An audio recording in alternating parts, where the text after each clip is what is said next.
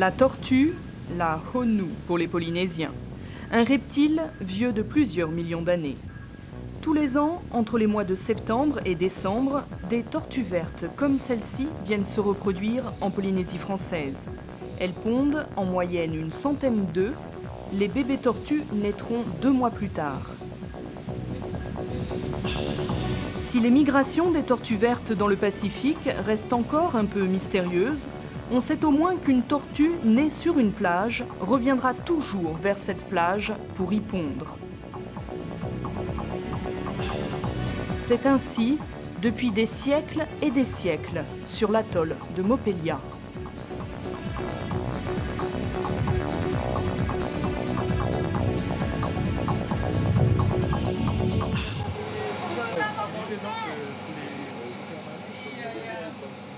Pour se rendre à Mopelia, une seule solution, le bateau. L'atoll se trouve à 1 journée de navigation de Tahiti, un trajet que va devoir couvrir cet équipage qui part observer la saison de ponte des tortues vertes.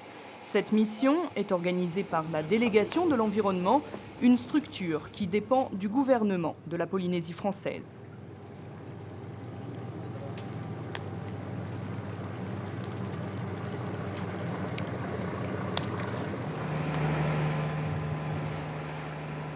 La nuit a été difficile.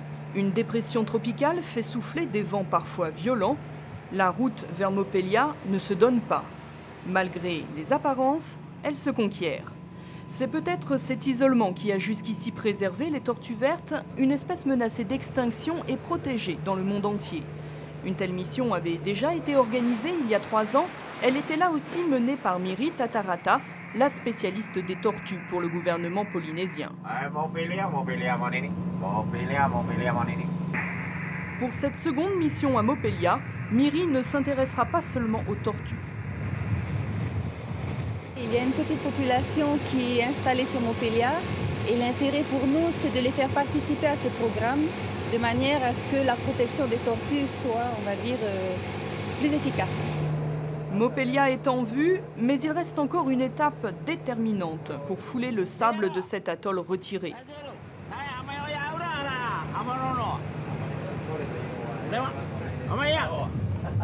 Richard, le capitaine, accueille celui qui va le guider dans le lagon de Mopelia, le maire de l'atoll, Bernard.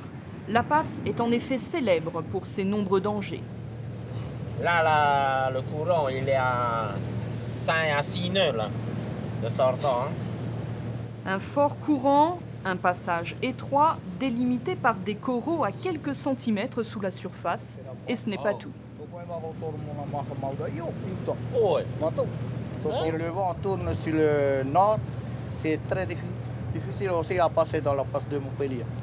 C'est ça les difficiles ici pour passer ici. Ben, c'est le spécialiste de Mopelia, le deuxième maire de Montpité là. Ah, c'est le spécialiste de Mopelia pour venir dans sa passe. On ne peut pas rentrer comme on veut.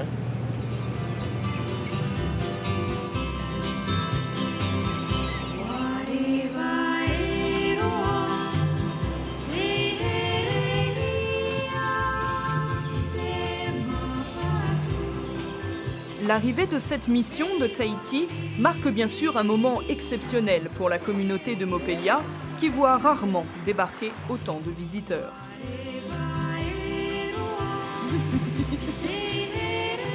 Comme le veut la vie sur les atolls, la journée débute par un solide petit déjeuner, au riz et aux poissons de lagon. Ce repas permet à Miri de présenter au maire les 2 douaniers qui l'accompagnent dans sa mission d'information auprès des habitants. Un vétérinaire d'une association de protection des tortues s'est également joint au groupe. Tous devront patienter jusqu'à la nuit pour rencontrer celles qui les ont menés jusqu'ici, les honu de Mopelia. Tu viens avec nous tout tard ce soir, hein?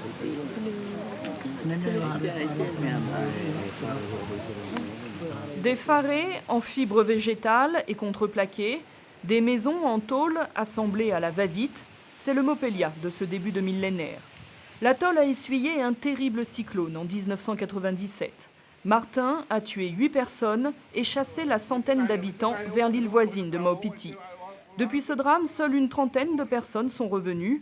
La vie à Mopelia peut sembler ingrate, ni eau courante, ni électricité, une seule liaison maritime par mois avec Maupiti. Le seul lien avec le monde extérieur, finalement, c'est la BLU, la radio que met en marche Gloria tous les matins. Eva ou Epiti, Eva, 67 82 99 en PCV.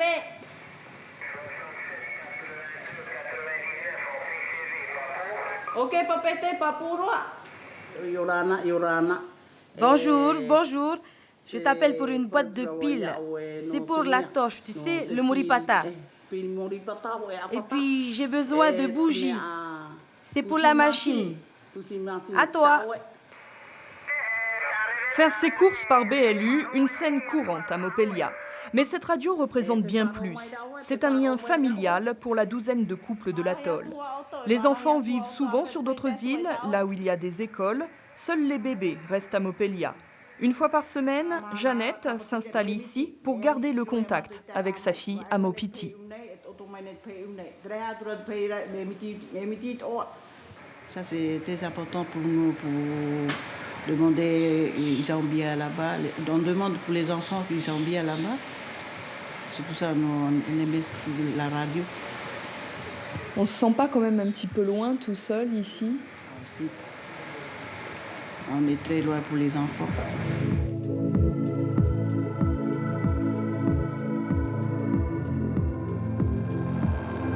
Malgré cet isolement, Francis a lui aussi choisi Mopelia. Comme la majorité des habitants, il tente de vivre de la perliculture, du moins des naissins, ces jeunes huîtres que l'on élève jusqu'à ce qu'elles soient prêtes à être greffées. Aujourd'hui, Francis va contrôler ces 20 000 bébés répartis sur une ligne d'une centaine de mètres. Il y a une quinzaine d'années, le lagon de Mopelia regorgeait d'installations comme celle-ci. L'atoll était célèbre pour ses naissins, pas pour ses perles, puisqu'officiellement à Mopelia, aucune autorisation de greffer n'a été accordée. Avant les nacres, Francis cultivait des pastèques à Maupiti. Un peu pionnier dans l'âme, en 92, il déménage avec sa femme. 5 ans plus tard, c'est le cyclone Martin. Ils sont évacués d'urgence.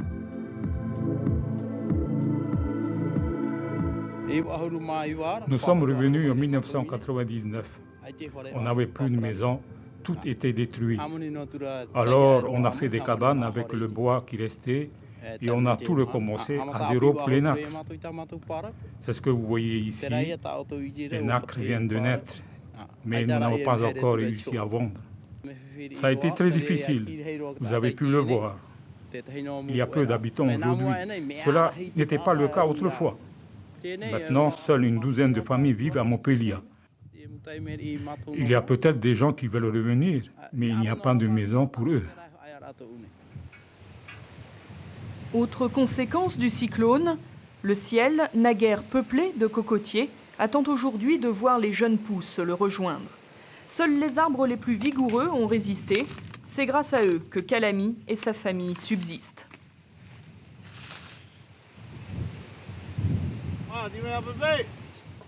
Cette force de la nature est un enfant du pays dont la vie suit le rythme lancinant des atolls polynésiens. À 46 ans, comme son père avant lui, Calamy travaille dans le copra, l'amande séchée de la noix de coco qui, broyée, produira de l'huile. Avec le copra, tu peux gagner ta vie tous les jours. Et le copra de Montpellier, c'est la commune. Et c'est mon petit qui achète avec 90 francs le kilo. Ben, je pense que c'est bon hein, pour moi. Parce que maintenant, moi, j'ai fait 2 ou 3 tonnes par mois. Je n'ai pas été à l'école. Je travaille en mon jeunesse dans le copra. Et après, jusqu'à maintenant. Montpellier, je pense que c'est mon dernier île pour habiter jusqu'à la dernier jour.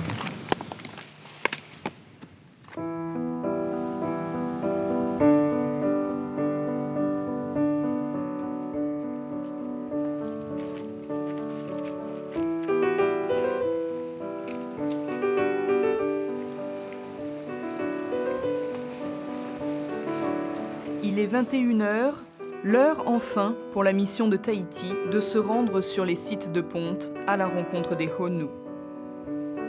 Les faisceaux des lampes dévoilent de temps en temps quelques traces de tortues. Elles semblent déjà remonter à plusieurs jours.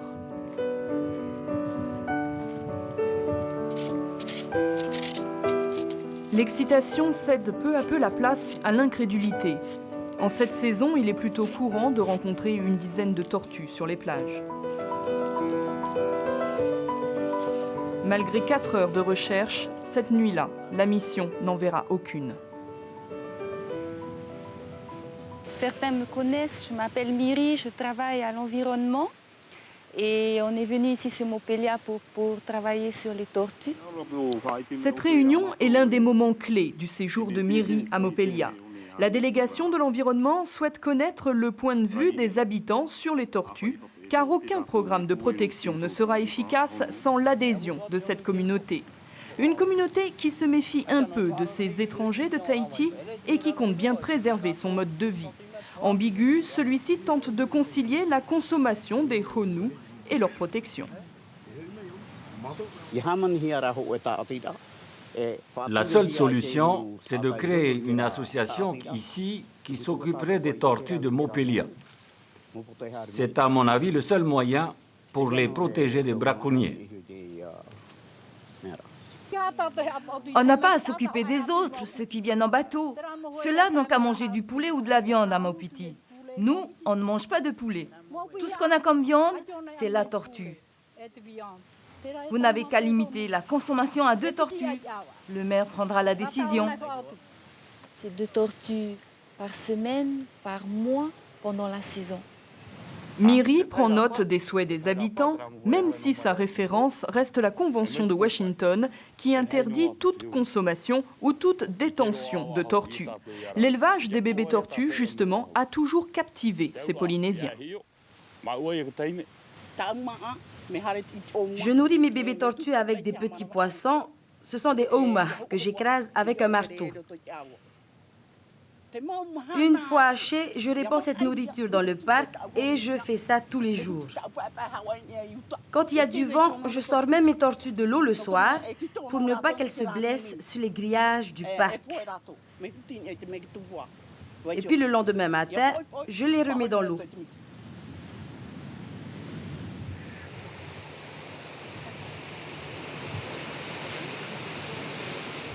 Sophie aussi élève chaque année des bébés tortues. C'est d'ailleurs elle et Kalami, son mari, qui ont découvert les œufs de la première tortue venue pondre cette année. Miri et Christian, le douanier, désapprouvent ces interventions humaines dans le cycle naturel. Mais le dialogue avec la population est empreint de méfiance mutuelle. Ils ont beaucoup de mal à convaincre Sophie et les autres de renoncer à ces élevages. 2 fois par jour, Sophie s'occupe de ces petites tortues. Elle estime participer à sa manière à la sauvegarde de l'espèce, menacée d'après elle avant tout par les braconniers. J'aimerais bien que les braconniers arrêtent ça. Parce que nous, les habitants de Montpellier, on a pitié des tortues. Une pitié là encore ambiguë, car Sophie avoue consommer elle-même de la tortue. C'est donc en quelque sorte pour rétablir l'équilibre naturel qu'elle prélève des œufs, qu'elle remet dans le sable et qu'elle protège avec du grillage. Je le sais que c'est interdit, mais j'aime bien. Moi, ce que j'ai pensé, c'est que c'est pour protéger les tortues. Donc, quand ils vont venir là, c'est là qu'on va les nourrir. Pendant 3 mois, on va les relâcher.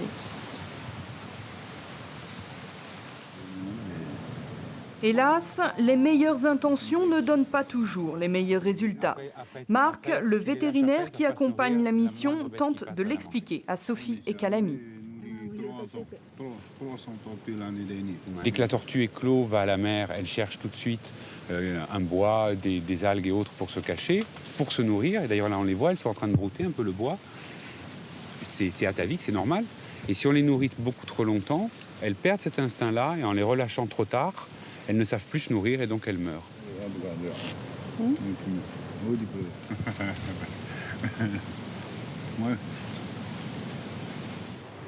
Si Marc a abandonné quelques jours son cabinet vétérinaire à Tahiti, c'est certes pour les tortues en tant que bénévole d'une association de protection, mais c'est aussi pour les chiens de cet atoll qu'on envisage aujourd'hui de stériliser pour limiter le nombre de prédateurs des tortues.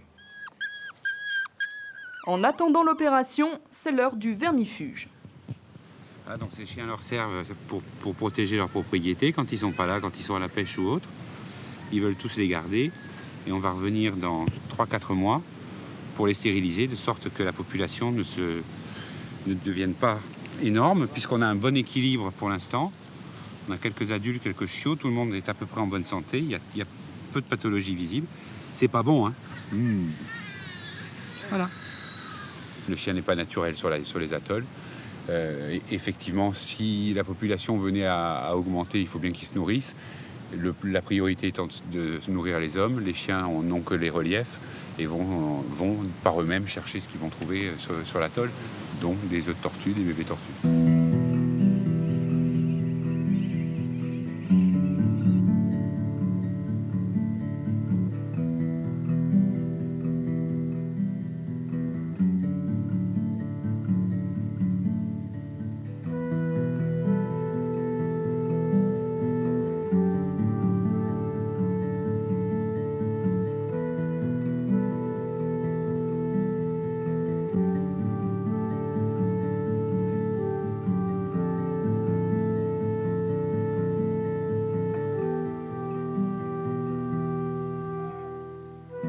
3 espèces de tortues fréquentent les eaux polynésiennes. La tortue luth, plutôt rare, la tortue à écailles et la tortue verte. C'est cette dernière qui est chassée pour la consommation. Une consommation qui a toujours existé en Polynésie, mais qui suivait autrefois une tradition préservant l'équilibre naturel.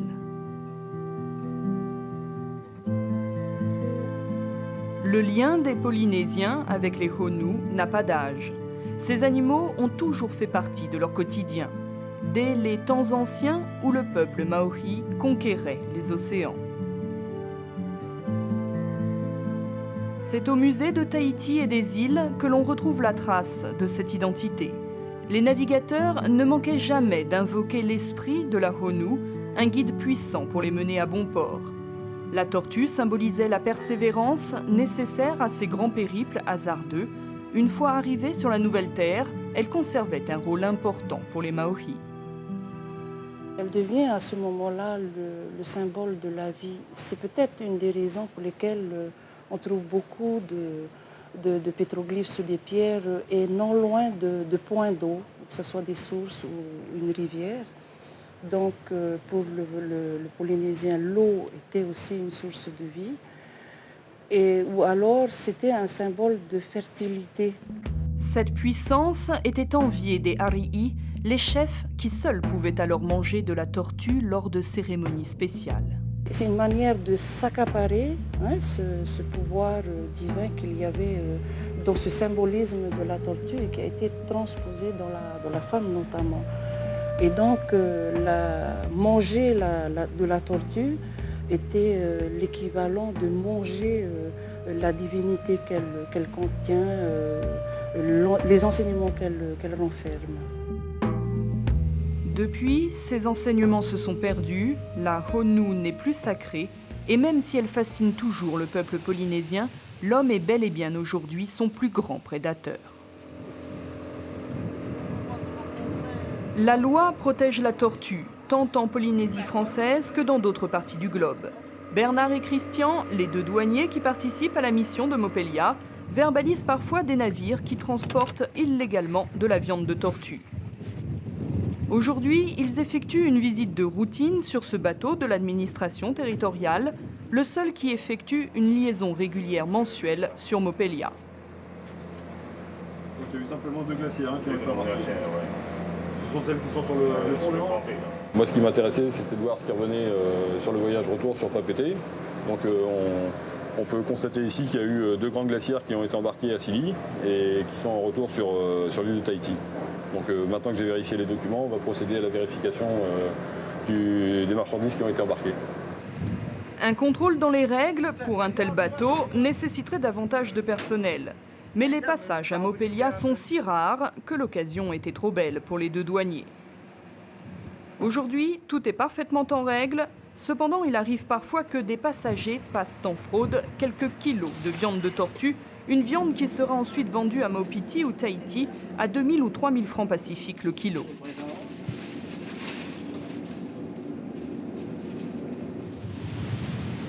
Ce trafic devient de plus en plus intolérable pour les habitants de Mopelia. Depuis quelques semaines, ils ont noté le passage inhabituel de petits bateaux de pêche. Ils nous ont raconté que très récemment, là, comme nous sommes en période d'arrivée des tortues pour la ponte, là, il y avait pas mal de bateaux qui venaient de Bora Bora, Maupiti, et dont notamment 3 Potimarara, et qui pratiquaient un prélèvement intense au niveau des tortues.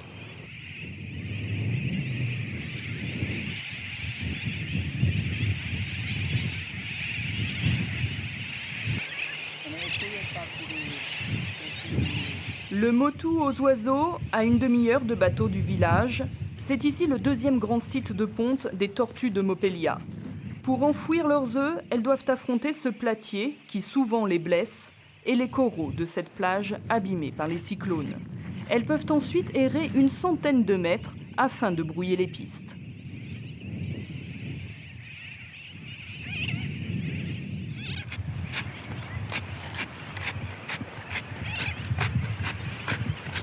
Bernard, quand est-ce que la tortue est venue? La tortue, elle est venue hier soir. Et c'est pour ça maintenant on est en train de chercher les œufs. Elle est venue d'où? Elle est venue d'ici, de là. Elle est montée par ici, et glissée par ici, et revenue par ici pour prendre les œufs. Il y a des années, il y a beaucoup de tortues qui viennent prendre les œufs ici. Ça dépend des années. Il y a des années, il n'y a pas beaucoup. Il y a des années, il y a beaucoup des femelles qui viennent prendre les œufs ici. Par contre, ce soir-là, on va essayer de positionner de manière plus précise le début et la fin de la plage. Il y a les traces par GPS. Un total de 16 nids. Les comptes de Myri et de son assistante semblent pour le coup particulièrement mauvais cette saison. Une seule certitude, une soixantaine d'œufs au moins ont éclos. Ce sont les bébés tortues, élevés par Sophie et Calami. Ce qui est étonnant, c'est qu'on situe souvent la période de ponte des tortues entre septembre-octobre et décembre-janvier. Et là, la première tortue est venue pondre sur ce Motu au mois d'août. Et les petites sont nées, c'est celles qui sont sur le Motu à Mopelia. Et on est assez étonnés parce qu'elles sont venues pondre assez tôt. Et maintenant, on voit peu de traces fraîches. Myri et les autres vont rester encore une semaine à Mopelia pour tenter de comprendre ce phénomène étrange et inquiétant. «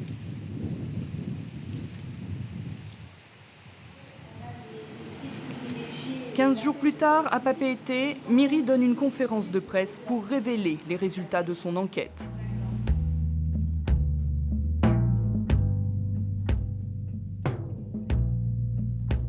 Selon ces photos prises à Mopelia, une vingtaine de tortues au moins auraient été massacrées durant cette saison de ponte.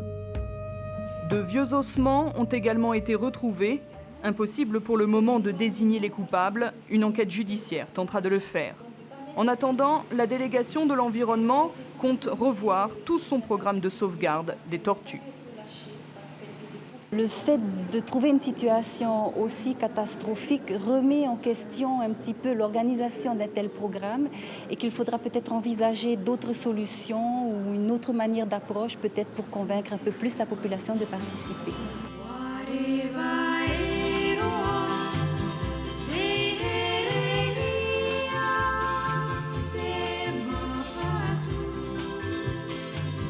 À 500 km de là, la population de Mopelia ne se doute pas que ces tortues font la une des journaux. Les habitants ont retrouvé le cours tranquille de leur existence, loin de tout, loin des regards, une existence à l'équilibre fragile où les Honu devront retrouver une place digne de leur magie.